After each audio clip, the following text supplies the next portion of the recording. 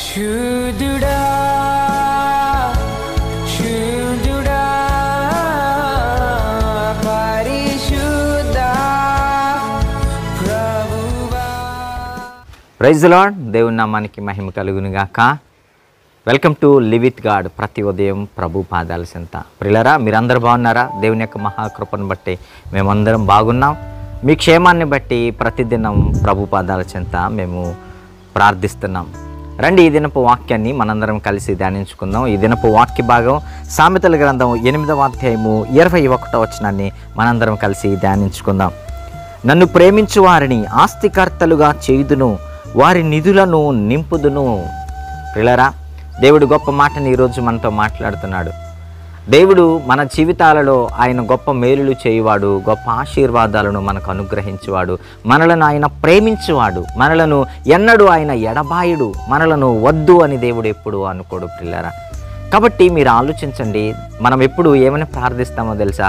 తండ్రి, నీవు నన్ను ఆశీర్వదించు, నీవు నన్ను ఇదిగో దీవించు, నన్ను బలపరచు, నాకు కావలసిన సమస్తం అనుగ్రహించు, నా బిడ్డలను ఆశీర్వదించు, నా కుటుంబాన్ని నువ్వు ఆశీర్వదించమని ప్రతిదినం మనం ప్రార్థిస్తాం. తప్పలేదు, మనం ప్రార్థించాలి. ప్రభు పాద సన్నిధిలో మనం ప్రార్థిస్తే ఆయన మనకు ఇవ్వలేనిదంటూ ఏది లేదు, మనం అడిగితే ఆయన మనకు అనుగ్రహించలేనిదంటూ భూమి మీద ఏది లేదు.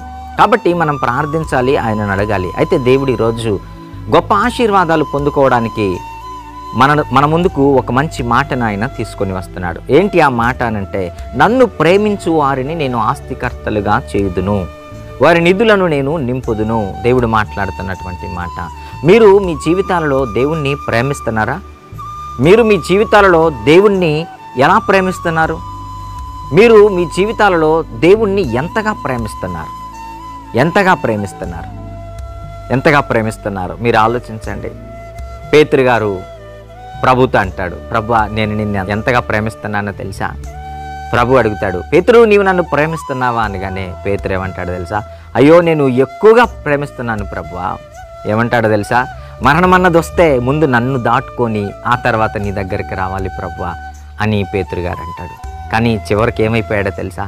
ప్రభు శ్రమల్లోకి వెళ్ళిపోయినప్పుడు, ప్రభు శిలువ మరణానికి సిద్ధపడుతున్నప్పుడు, అనేక మంది బంట్రోతులకు ప్రభు అప్పగింపబడినప్పుడు, రోమ సైన్యము చిత్రహింసలు పెడుతున్నప్పుడు పేతురు ఏమైపోయాడో తెలుసు కదా మీ అందరికీ? 3 సార్లు బొంకాడు. 3 సార్లు అబద్ధమాడి ప్రభు ఎవరో నాకు తెలియదు అన్నట్టుగా బైబిల్ గ్రంథంలో మనం చూడగలం. అది చరిత్ర. పిల్లరా, ఈరోజు మన జీవితంలో నిజంగా మనం దేవుణ్ణి ఎలా ప్రేమిస్తున్నాం? పేతురు గారి వలె ఆ రోజు పేతురు గారు ఎలా ప్రేమించాడో అలా మనం ప్రేమిస్తున్నామా?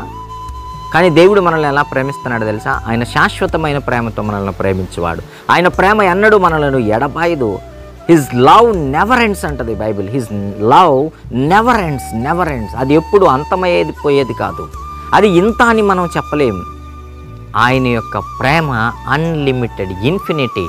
ఆయన ప్రేమకు అంతము లేదు, అంతము లేదు. కాబట్టి మన ప్రేమ ఎలా ఉంది? దేవుని పట్ల మన ప్రేమ ఎలా ఉంది? మీరు ఆలోచించండి. మీరు దేవుని ఎలా ప్రేమిస్తున్నారు? పేతురు గారి వలె ప్రేమిస్తున్నారా?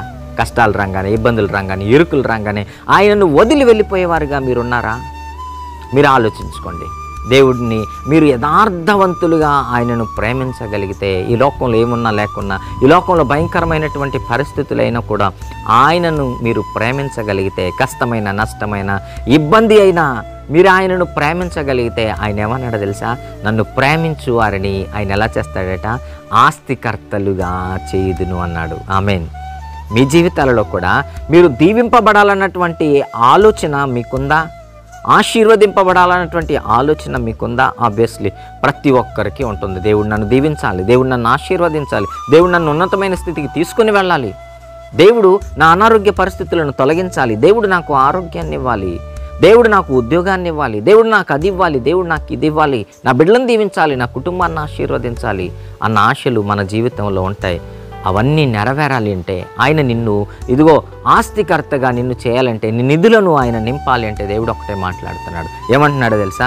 నన్ను ప్రేమించు వారిని, నన్ను ప్రేమించు వారిని నేను ఆస్తికర్తలుగా చేయుదును. మీ జీవితాలలో ఆయనను ప్రేమించండి, ఆయన అత్యధికంగా ప్రేమించండి. మీరు ఒకటి గుర్తుపెట్టుకోండి, ఈ లోకంలో మనం దేవునికి మించి దేనిని ప్రేమించినా అది మన చెంత ఉండదు, దాని నుండి మనం సంతృప్తి పొందలేము, అది మన నుండి తీసివేయబడుతుంది. అది ఏదైనా సరే, అది వస్తువైనా, ఆస్తులైనా, అంతస్తులైనా, ఇదిగో బిడ్డలైనా ఎవరైనా సరే అది తీసివేయబడుతుంది ప్రియులారా. మీరు జాగ్రత్తగా గుర్తుపెట్టుకోండి. కానీ దేవుణ్ణి ప్రేమించండి. ఈ లోకంలో అన్నీ ఆయన ఇస్తాడు. ఈ లోకంలో అన్నీ నీకు ఆయన సమృద్ధిగా అనుగ్రహిస్తాడు. కాబట్టి మనం ప్రేమించవలసినది దేన్నో తెలుసా? ఇదిగో దేవునిని మనం ప్రేమించాలి. దేవుని ఎదుట ఇదిగో మనము ఈయన మనస్కులమై మన మనస్సును ఆయన పైన ఆనుకునే విధముగా మనం కొనసాగాలి.